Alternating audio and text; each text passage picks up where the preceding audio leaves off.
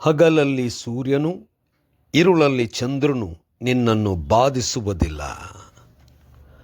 ಮಂಗಳವಾರ 14ನೇ ಜುಲೈ 2026 ಇಸ್ವಿ.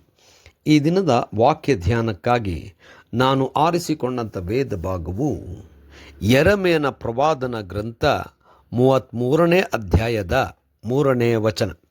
ನನ್ನನ್ನು ಕೇಳಿಕೋ, ನಾನು ನಿನಗೆ ಸದೋತ್ತರವನ್ನು ದಯಪಾಲಿಸಿ ನಿನಗೆ ತಿಳಿಯದ ಮಹತ್ತಾದ ಗೂಢಾರ್ಥಗಳನ್ನು ಗೋಚರಪಡಿಸುವೆನು ಎಂಬುವಂಥದ್ದೇ.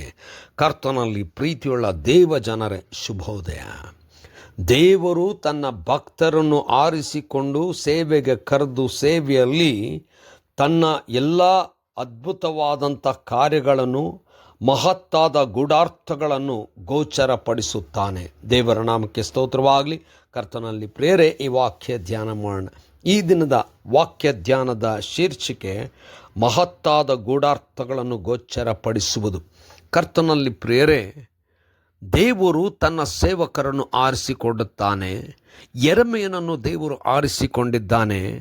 ಆದರೂ ಯೆರೆಮೀಯನಿಗೆ ನೀನು ಕೇಳಿಕೋ ಎಂಬುದಾಗಿ, ಅಂದರೆ ಯಾವಾಗ ಮನಸ್ಸಿಟ್ಟು ದೇವರ ಕಾರ್ಯದಲ್ಲಿ ತಮ್ಮನ್ನು ತಾವು ಸಮರ್ಪಿಸಿಕೊಳ್ಳುತ್ತಾರೋ ಅವರಿಗೆ ದೇವರು ಅಸಾಧ್ಯವಾದದ್ದ, ಅರ್ಥ ಆಗಲಾರದಂಥ, ಗ್ರಹಿಸಿಕೊಳ್ಳಲಿಕ್ಕೆ ಆಗದಂಥ ಕೆಲವು ವಿಚಾರಗಳು, ಗೂಢಾರ್ಥಗಳನ್ನು ದೇವರು ಗೋಚರಪಡಿಸುವಂಥವನಾಗಿದ್ದಾನೆ. ದೇವರು ತನ್ನ ಸೇವಕರಿಗೆ ತನ್ನ ಯೋಜನೆಗಳನ್ನು, ವಿಚಾರಗಳನ್ನು, ತಿಳಿಯದ ಗೂಢಾರ್ಥಗಳನ್ನು ಗೋಚರಪಡಿಸುತ್ತೇನೆ ಎಂಬುದಾಗಿ ವಾಗ್ದಾನ ಮಾಡುತ್ತಾನೆ. ಕರ್ತನಲ್ಲಿ ಪ್ರಿಯರೇ, ದೇವರ ವಿಚಾರವನ್ನು ತಿಳುಕೊಳ್ಳಲಿಕ್ಕೆ ಮನುಷ್ಯನಿಗೆ ಖಂಡಿತವಾಗಿಯೂ ಅಸಾಧ್ಯ. ಆದರೆ ದೇವರು ಕರೆದು ಅನೇಕರಿಗೆ ತನ್ನ ಕಾರ್ಯವನ್ನು ತಿಳಿಸುವಂಥವನಾಗಿದ್ದಾನೆ.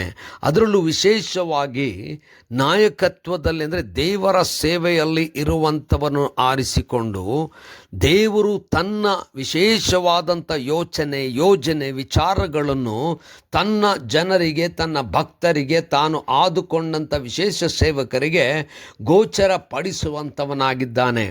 ಈ ರೀತಿಯಿಂದ ಮನುಷ್ಯರು ದೇವರ ಅನೇಕ ವಿಚಾರಗಳನ್ನು ತಿಳ್ಕೊಳ್ಳಲಿಕ್ಕೆ ಸಾಧ್ಯವಾಗುತ್ತದೆ. ದೇವರು ಗೋಚರಪಡಿಸುವಾಗ ಮಾತ್ರ ಮನುಷ್ಯರು ದೇವರ ಕಾರ್ಯವನ್ನು ತಿಳ್ಕೊಳ್ಳಲಿಕ್ಕೆ ಸಾಧ್ಯ. ದೇವರು ಎಷ್ಟು ಅಗಮ್ಯನು, ಶ್ರೇಷ್ಠನು, ಮಹೋನ್ನತನು, ತನ್ನ ಕಾರ್ಯಗಳು ಮನುಷ್ಯನಿಗೆ ಗ್ರಹಿಸಲಿಕ್ಕೆ ಸಾಧ್ಯವಿಲ್ಲ. ದೇವರು ಗೋಚರಪಡಿಸಿದಾಗ ಅದ್ಭುತಗಳನ್ನು ನಾವುಗಳು ಕಾಣುತ್ತೇವೆ, ಗ್ರಹಿಸಿಕೊಳ್ಳುತ್ತೇವೆ. ದೇವರು ತಾನೇ ತನ್ನ ಜನರಿಗೆ ಗೋಚರಪಡಿಸಿದ್ದನ್ನು ನಾವುಗಳು ತನ್ನ ಜನರ ಮೂಲಕವಾಗಿ ತಿಳ್ಕೊಳ್ಳಬಹುದು. ದೇವರು ಗೋಚರಪಡಿಸಲಿ ಎಂಬುದಾಗಿ ನಮ್ಮನ್ನು ನಾವು ದೇವರಿಗೆ ಒಪ್ಪಿಸುತ್ತಾ ಆತನ ಎಲ್ಲ ಕಾರ್ಯವನ್ನು ತಿಳ್ಕೊಂಡು ತನಗೆ ನಮ್ಮನ್ನು ಸಮರ್ಪಿಸಿಕೊಳ್ಳೋಣ. ಕರ್ತನೇ ದಯಾಮಯ ಸ್ವಾಮಿ, ನಿನ್ನನ್ನು ತಿಳ್ಕೊಳ್ಳುವಂಥ ಎಲ್ಲ ಕಾರ್ಯಗಳಲ್ಲಿ ನಮ್ಮನ್ನು ಬಲಪಡಿಸು, ನೀನೇ ಗೋಚರಪಡಿಸು. ಯೇಸುವಿನ ನಾಮದಲ್ಲಿ ಪ್ರಾರ್ಥನೆ ಬೇಡಿ ಹೊಂದಿದ್ದೇವಪ್ಪ ನಮ್ಮ ತಂದೆಯೇ, ಆಮೆನ್.